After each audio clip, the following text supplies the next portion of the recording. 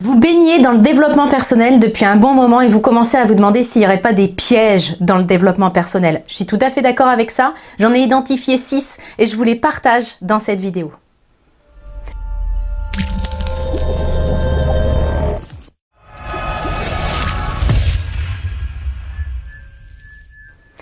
Bonjour, mon nom est Nathalie Martin, je suis coach en éveil de conscience auprès des hommes et des femmes qui veulent une vie remplie de sens et d'abondance à tous les niveaux. Alors si c'est votre première visite ici sur ma chaîne, soyez les bienvenus, je vous invite à vous abonner pour avoir en priorité mes prochaines vidéos.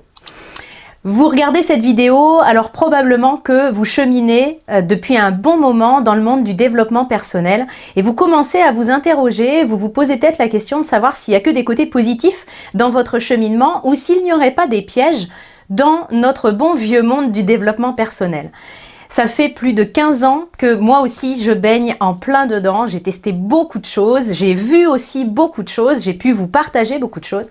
Et à mon sens, en prenant un petit peu de recul, eh bien, je m'aperçois que il y a des pièges au développement personnel. C'est pas si simple que de commencer sa route sur le développement perso pour voir notre vie se métamorphoser en mieux complètement.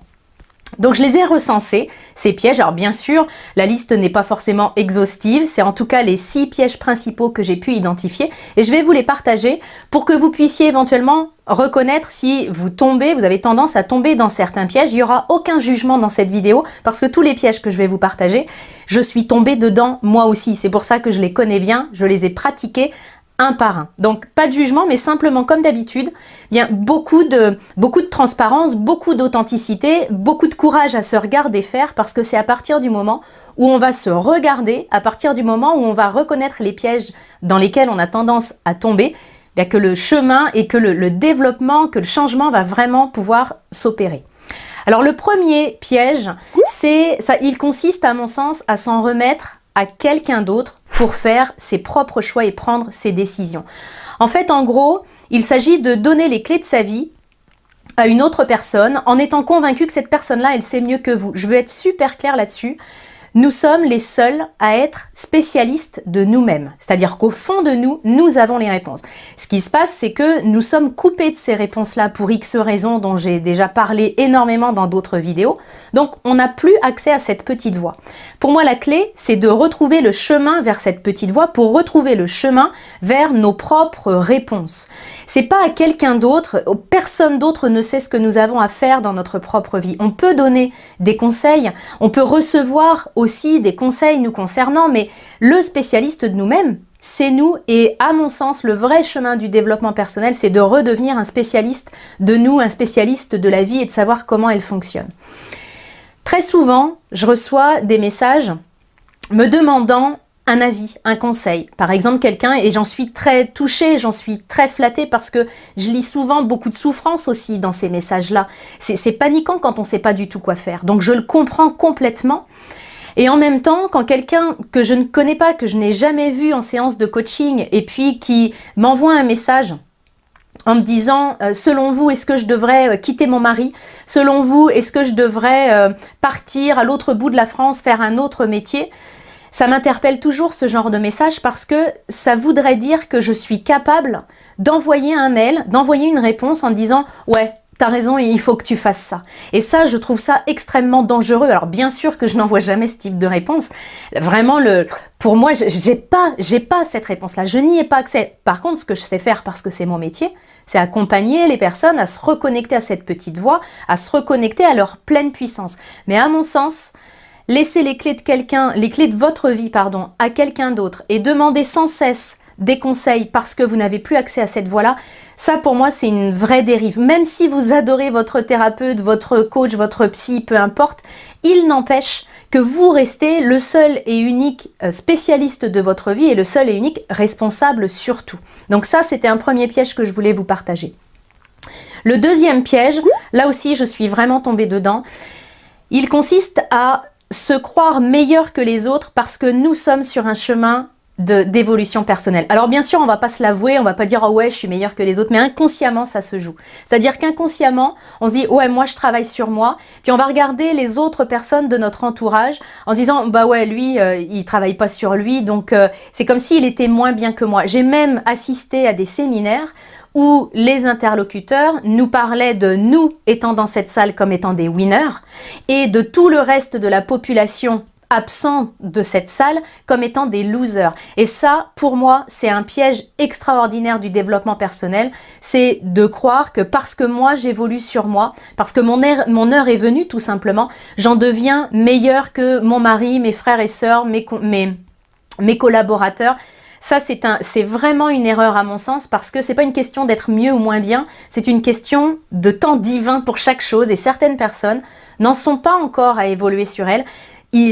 Ça n'en fait pas des personnes moins bien que celles qui sont en train d'évoluer sur le chemin de l'évolution personnelle. Donc, se croire meilleur que les autres parce que je suis en train d'évoluer, c'est juste le signe que notre ego a débarqué et puis s'est emparé de notre développement personnel. Je ne fais pas un chemin de développement perso pour devenir meilleur que mon voisin.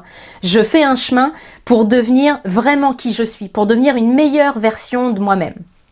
Le troisième piège est lié au deuxième que je vous partageais, c'est l'isolement. Combien de fois je rencontre des personnes qui me disent être seules, qui me disent cheminer sur elles, travailler avec des guillemets, parce qu'on parle aussi de travail sur soi, c'est dire combien c'est perçu comme étant laborieux. Donc, travailler sur elles pendant des années et puis me dire qu'elles se sont complètement isolées parce qu'a priori, tout leur entourage était toxique. Et encore une fois, je suis très claire, il n'y a pas de jugement, mais il n'y a pas de complaisance non plus dans mes propos. C'est-à-dire que si mon chemin personnel m'a conduit à m'isoler de mes parents, mes frères, mes sœurs, mes amis, mes collègues, et si aujourd'hui je vis tout seul, il y a quand même quelque chose, moi, qui me pose question. C'est-à-dire que là, j'ai dégagé tout le monde et ça me conduit à mon isolement. Le développement perso, parce que ça aussi, je l'entends souvent, en disant ouais mais si je travaille sur moi, si je fais du développement personnel, je vais devenir égoïste, c'est vraiment se regarder le nombril et puis pour finir tout seul. C'est pas ça le développement personnel. C'est d'abord être complètement nourri en autonomie pour pouvoir après, vraiment, et ça se fait dans le même temps, quand je dis après, c'est vraiment l'idée que je peux faire ces deux choses-là en même temps. D'abord, je m'occupe de moi, d'abord je sais qui je suis capable de me donner de l'attention, de prendre soin de moi, d'être en contact avec mon intuition par exemple. Et puis après, je peux être vraiment quelqu'un de bienveillant pour les autres. Je peux arriver dans une relation sans vouloir siphonner cette énergie-là. Donc, à mon sens, décréter que tout mon entourage était toxique et donc j'ai envoyé valser tout le monde, ça, c'est un piège. Le développement personnel, il n'est pas fait pour conduire à l'isolement. Alors, bien sûr qu'il y a des relations qui se réajustent. Il y a des gens que je vois plus. Et puis après, j'ai d'autres relations qui se font. Mais le développement perso, s'il fait le vide autour de moi, c'est que peut-être il y a quelque chose que j'applique d'une manière qui n'est pas juste. Le quatrième piège, alors ça j'étais une grande fan de ça, le quatrième c'est de consommer un petit peu de tout. On vit une période extraordinaire. Il y a des milliers, des centaines de milliers sans doute de personnes qui consacrent leur vie professionnelle à aider les autres. J'en fais partie. Ce qui veut dire que sur Internet notamment, on peut trouver de tout. On peut trouver énormément de ressources, des ressources qui sont gratuites, comme cette vidéo d'ailleurs, puis qui permettent déjà de cheminer et d'avancer. Le revers de la médaille, c'est que on est dans une société de consommation et je peux agir avec mon développement personnel exactement comme j'agirais avec une société dans une société de consommation. C'est-à-dire que je suis au grand buffet du développement perso, puis je consomme un petit peu de tout et finalement, je dilapide mon temps parce que j'arrive sur une vidéo sur YouTube par exemple et puis 1h30 après je suis encore en train de regarder des vidéos sur YouTube parce que YouTube est extraordinaire pour ça. Il va m'amener à creuser davantage et à m'en proposer, mais ça peut être aussi quelque chose qui prend énormément de temps. Et ça peut être aussi quelque chose qui est le syndrome de l'objet brillant. Peut-être que vous avez déjà entendu cette expression-là. C'est-à-dire que je rencontre une personne ou je rencontre une formation et puis je dis « Ah, ça c'est génial !» Puis je vais la commencer. Je peux même investir sur moi. J'investis, mais je vais pas au bout parce que je vois passer une autre personne, puis une autre formation, puis j'aime bien aussi ce qu'elle fait. Ça veut dire que cette formation-là, qui aurait pu vraiment avoir un impact bénéfique sur ma vie si je l'avais fait à fond, eh bien, je vais pas en tirer les bénéfices parce que j'ai vu un autre objet brillant. Et moi, je rencontre beaucoup de personnes, et ça a été mon cas encore une fois par le passé, qui cheminent dans le monde du développement personnel, qui connaissent plein d'interlocuteurs, puis en même temps qui n'ont fait finalement que leurs offres gratuites, donc des choses qui sont certes efficaces, parce qu'il y a des ressources gratuites qui sont extrêmement efficaces, et en même temps, quand effectivement on investit sur soi, puis qu'on se dit cette personne-là, vraiment elle me fait triper, vraiment je résonne avec elle, eh bien moi je préfère creuser à fond ce sillon-là que d'aller en surface, et c'est nettement plus efficace. Donc la dispersion et le syndrome de l'objet brillant, c'est là aussi un piège du développement personnel, parce que pendant ce temps-là, et là j'en viens à mon avant-dernier piège, pendant ce temps-là, dans le concret, je n'implante pas. Ça veut dire que mon développement perso, je le fais au niveau de ma tête, donc j'ai compris plein de concepts.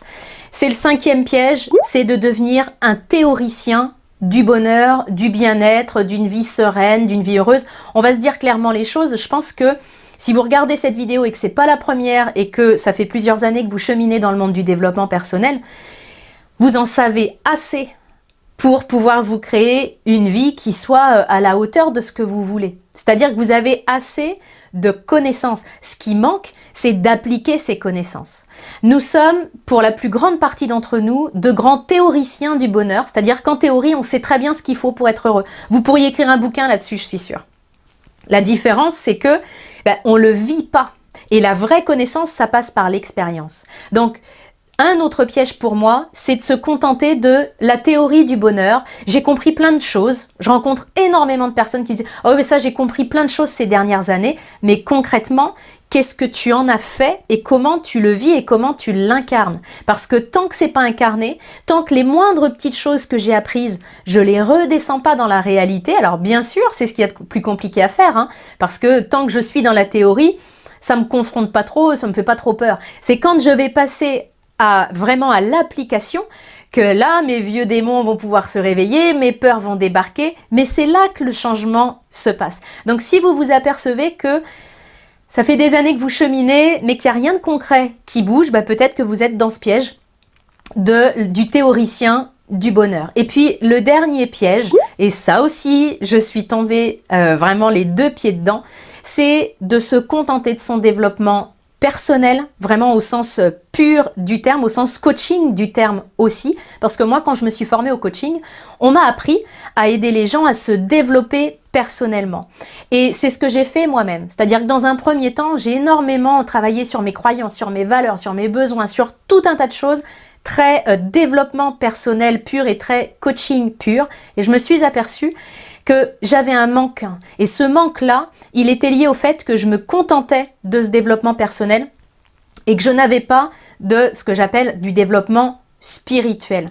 C'est quoi le développement spirituel? Pour moi, ça n'a rien à voir avec la religion. C'est-à-dire que la spiritualité peut effectivement passer par la religion, mais j'ai bien dit peut passer par la religion. Je connais des personnes qui n'ont aucune religion, aucune étiquette et qui sont extrêmement spirituelles. La spiritualité, c'est redécouvrir comment vivre selon les lois de l'esprit. Comment redonner du sens. C'est pour ça que ça me tient à cœur de redonner du sens et de vous accompagner à redonner du sens, parce que pour moi, c'est ça la spiritualité, c'est connaître les lois de la vie, c'est cette connexion à soi, cette connexion à notre intuition, cette connexion à la partie la plus pure de nous et cette connexion au grand tout, peu importe le nom que l'on puisse lui donner. Donc, à mon sens, négliger cette partie plus spirituelle et se contenter de se développer personnellement, ça aussi c'est un piège, parce que je me suis aperçue, à titre personnel et aussi auprès de toutes les personnes que j'ai pu accompagner ces 6 dernières années, eh bien que le vrai manque, c'est plutôt ce développement spirituel. C'est plutôt découvrir comment être vraiment pleinement serein, comment être connecté à la partie la plus pure de nous, qui n'est pas du tout inquiète de ce qui se passe dans notre vie, parce qu'elle sait très bien qu'il n'y a aucun flocon de neige qui tombe au mauvais endroit. Donc, toute cette partie-là, toute cette partie d'apaiser notre ego, de comprendre comment il fonctionne, pour moi, c'est ça le développement spirituel. Et moi, très clairement, c'est ça qui a changé ma vie. C'est ça qui m'a permis de passer de la théoricienne du bonheur que j'étais, parce que j'avais bien tout saisi dans ma tête, à vraiment la praticienne et à me dire, ok, ça je le redescends et je le redescends tellement que maintenant c'est devenu une habitude. C'est ce développement spirituel qui m'a vraiment permis de décoller puis de donner une autre dimension à ma vie. Donc ça me tenait à cœur de partager ces 6 pièges. Partagez-nous en dessous cette vidéo dans les commentaires si vous avez un piège qui vous parle plus qu'un autre. Alors bien sûr, la bonne nouvelle, c'est que la première étape pour sortir de ce piège-là, c'est de le regarder. Et puis après, il est possible de sortir de ces pièges. Comment je le sais? Parce que je l'ai fait, tout simplement. Alors si vous voulez aller plus loin, vous savez que vous pouvez télécharger mon coffret gratuit 3 clés pour redonner du sens à votre vie. Le lien va apparaître en haut à droite à la fin de cette vidéo et je le mets également dans la description qui accompagne cette vidéo. Si vous avez envie que je traite de thèmes en particulier lors de mes prochaines vidéos, n'hésitez pas à me laisser vos suggestions dans les commentaires. Et si le sujet m'interpelle, s'il fait vraiment partie de mon expertise, je me ferai un plaisir de tourner des vidéos sur mesure pour vous. Je vous souhaite le grand meilleur. Je vous retrouve très bientôt.